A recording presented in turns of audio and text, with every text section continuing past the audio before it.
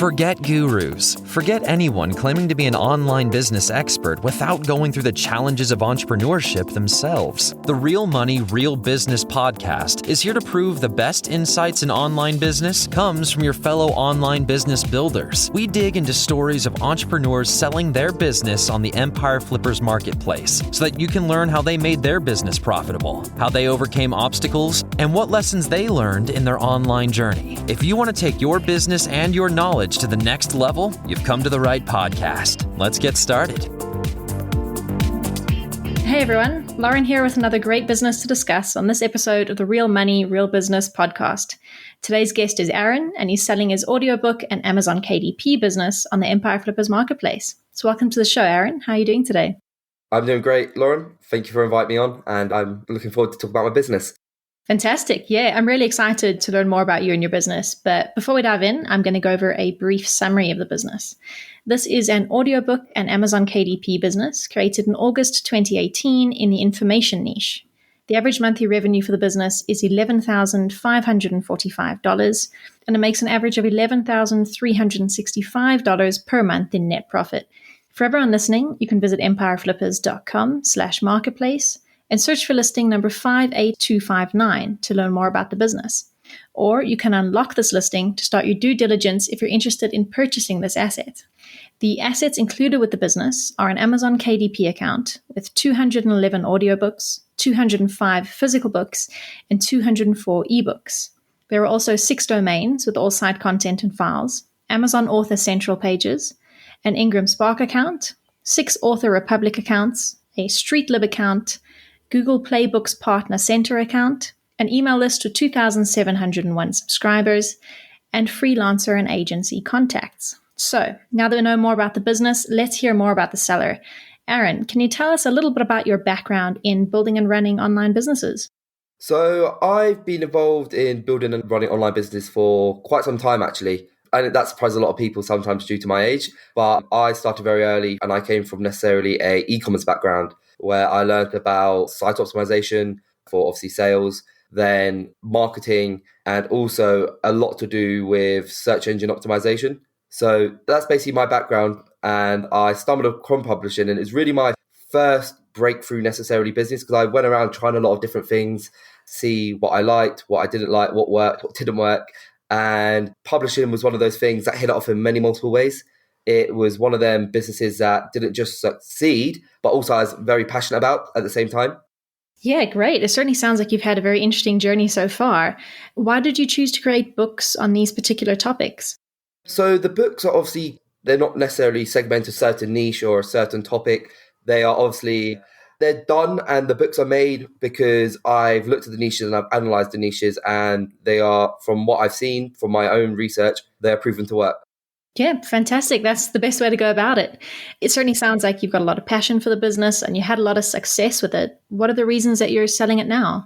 So the reason I'm selling it now is I'm looking to change basically the direction I'm going in with business. I'm very passionate about in a particular area, and this is outside of publishing, and I'm looking to create a software for it. It was quite an outdated industry, but I think it should be a good challenge. And obviously for a software, you're going to obviously need quite a lot of resources.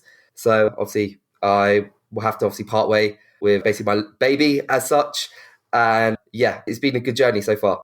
Great. Yeah. Well, all the best of luck. It sounds like you've got an exciting time ahead of you. Is there anything, any success stories or anything you learned from this business that really worked well that you would apply to future businesses that you'd work on?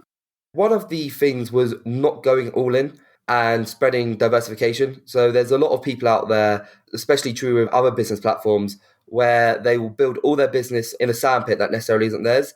And you can build businesses that are built in sandpits that are not yours, but also a good element to business is making sure you're diverse. So why not just have your business in one sandpit? Why not have your business spread out over 5, 6 different sandpits? So if one sandpit gets told you can't play in it no longer, obviously your business is still up and running.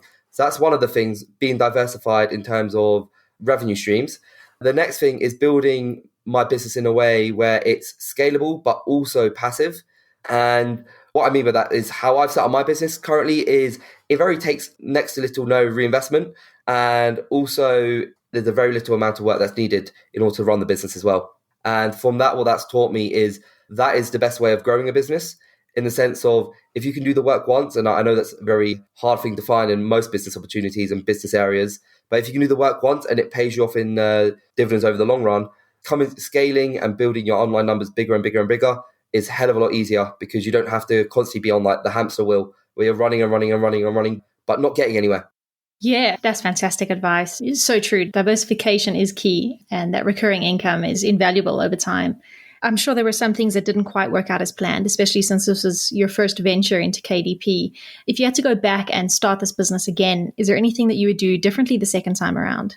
Yeah, one of the things that I've noticed that can really, really make or break a book, and this is almost a kind of skill that you pick up over time by trial and error, is very specific, is covers. So very early on with my business, I had good covers, but they weren't the covers and they weren't pinnacled above everyone else. They weren't the best cover in a particular niche or topic. And it's a very true saying, cover sells, they look sell. And if I could have gone back, that's the one thing I would have changed. I've made sure throughout the history of my business, I made sure the writing, the content's top quality. But I'd say for myself, the covers were a bit on and off.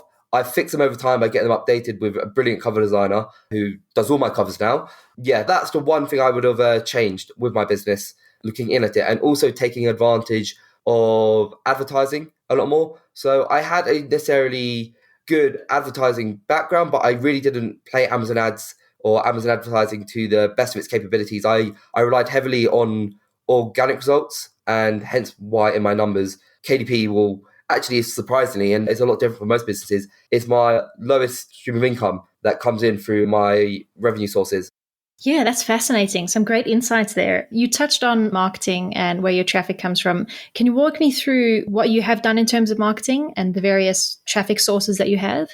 Yeah, so back in the day, at the very beginning when I started the business, I did run a decent amount of Amazon ads on some of my early books. However, I wanted something where I see it all the time, I saw it for myself, where you'd be doing ads, but it'd be eating up a huge portion of your monthly income. Your revenue numbers would be brilliant, they'd be super high, but your profit margins necessarily wouldn't be that good, especially if you're growing and especially if you're scaling, wanting to get more books out there.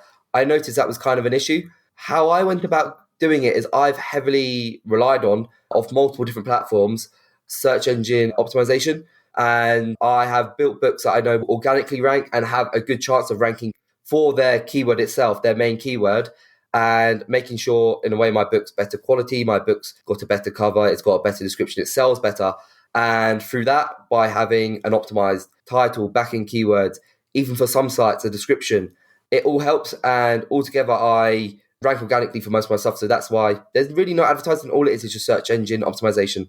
Yeah, great. It certainly sounds like a strategy that's worked very well for you. Aaron, if you were to keep the business, what are some of the ways that you would try and grow it further? So yeah, there'd actually be multiple ways. So the first way would obviously be advertising. I actually have a good amount of books with a good high number of 5-star reviews and quite a high amount. And obviously sad, but it's how I wanted to build the business. I didn't want it to, I've got other businesses outside of the publishing space, and I didn't necessarily want to have the business. Always had to check on my laptop to see, is this ad performing, is this ad not performing? And that's one of the ways I would improve it, by running ads from the very get-go, because it's the possibilities there. The possibility is to scale. The books are good. They've got a good social proof dynamic to them through reviews. So that'd be the first way. The second way would be through optimizing the list. The lead magnet's very good, but optimizing the opt-in form, because that was something I really put together quite fast. But it's a good opt-in form, but it's just put together very fast and it does the job. But I reckon that could be improved as long with the emails and monetizing the email list as such. Yeah, great. Sounds like there's a lot of potential there, which I think buyers will be very keen to hear about. Walk me through the work you do for this business. How many hours per week do you spend on the business? What sort of tasks do you do to maintain it? So the amount of hours I spend on this business week is 1 hour. And that's mostly checking dashboards, making sure my book's obviously selling well. And that's really about it. I haven't released new content in a fair amount of time. And the business is just, as it says, it's passive. It's kind of a gem, but yeah. Yeah, absolutely. As you say, passive businesses are a real gem. Everyone wants one.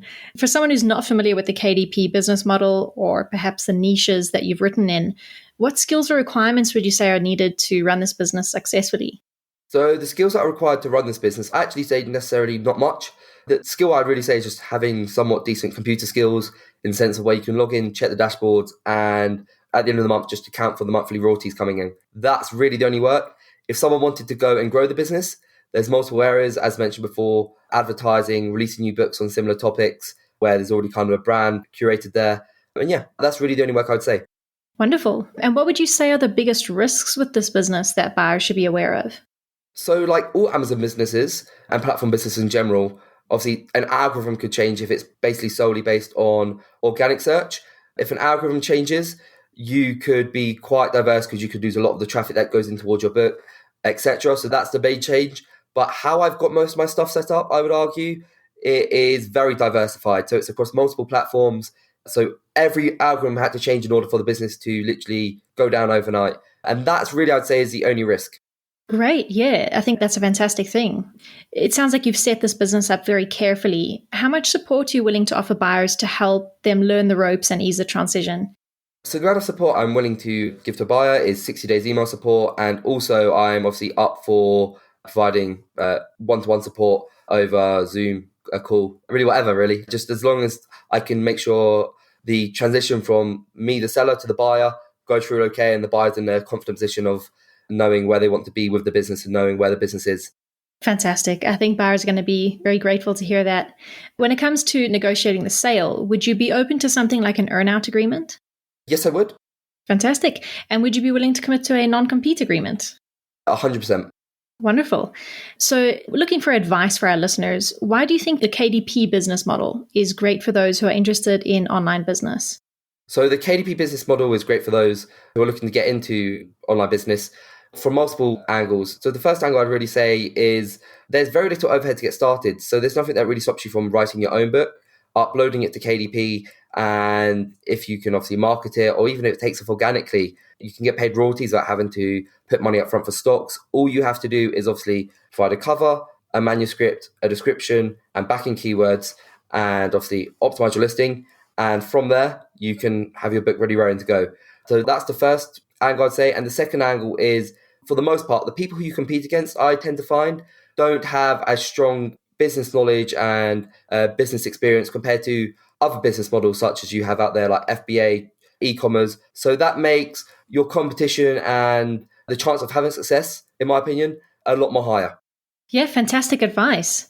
And that leads us into the final question of the interview, and probably the most important one, which is, if you had to put yourself into the shoes of a buyer, why do you think your business is a business worth buying? If I had to put myself into the shoes of the buyer, I'd say there's two main reasons why my business is worth buying. The first reason is how passive it is. The work's been done. I've gone through the trials and tribulations for you already. And all you need to do is basically you'd have to account for the royalties to come in, and that would be it. And the other thing I'd say is diversification. With online business, there's always risk, and I always think there will be risk in every online business that's out there. I like to think I've managed my risk quite well with this business. It's not too strongly dependent on a certain amount of books to bring in most of the income. It's also not so strongly dependent on a certain platform to bring in most of the income. It's very well evenly diverse. Those would be the two main reasons, or the two reasons I would say for someone interested in buying a KDP business, why I would put mine at the forefront. Yeah, certainly. I think those are very compelling reasons. And I think buyers are certainly going to be very interested. Is there anything else that you'd like to share with our audience that I might have missed? No, I think everything's been covered today, Lauren. Wonderful. Well, thanks so much for your time, Aaron. It's been really great getting an insight into your business and learning more about your journey. Thank you very much. And thank you very much for having me on. And thanks to all the people who've listened up till now. Wonderful. All right, everyone. Thanks for listening. To learn more and see if this listing has already been sold, head over to empireflippers.com/marketplace and search for listing number 58259. If you're watching this on YouTube, click the link in the description to go straight to the listing. Once you've unlocked this listing, you'll be given everything you need to know about this business. So until next time, enjoy your digital journey.